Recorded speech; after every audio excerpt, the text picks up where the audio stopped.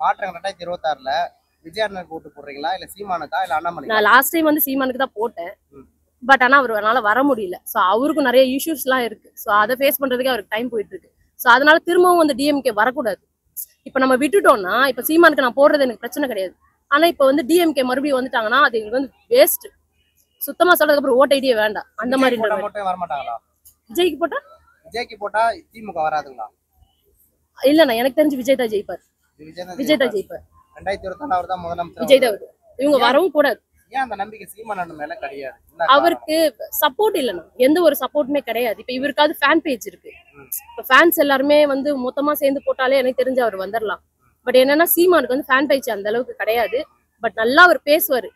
பேசுறது எல்லாமே இருக்கட்டும், எனக்கு ரொம்ப பிடிக்கும். நான் நிறைய ஸ்டேட்டஸ்லாம் வைப்பேன். ஸோ நிறைய இருக்கும், நல்லா பேசுவாரு.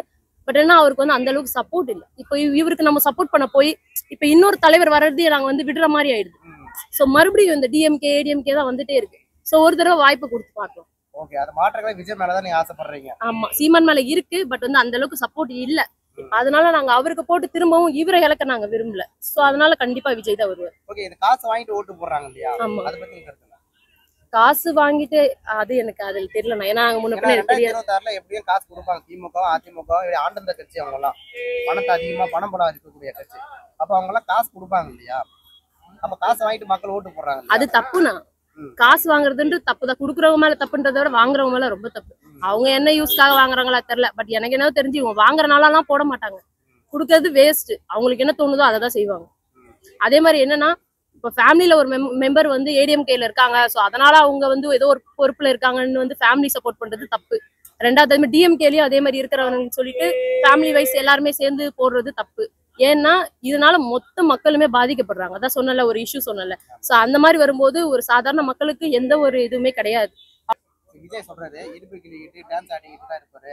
அவர் ஏன் அப்படி சொன்னாரு தெரியல. நான் பார்த்த ஃபேஸ்புக்ல நான் எல்லாமே பார்ப்பேன். பட் நான் அவரையும் ட்ரோல் பண்ணி போட்டிருந்தாங்க. குஷ்பு மேமோட டான்ஸ் ஆடுற வீடியோலாம் நான் பார்த்தேன். பட் என்ன எல்லாருமே வந்து இங்க வந்து சொன்னார் பாருங்க, அவர் விஜய் வந்து ஒரு இதுல இன்டர்வியூல சொன்னார் கூத்தாடி அப்படின்னு சொல்லிட்டு இருந்தாரு.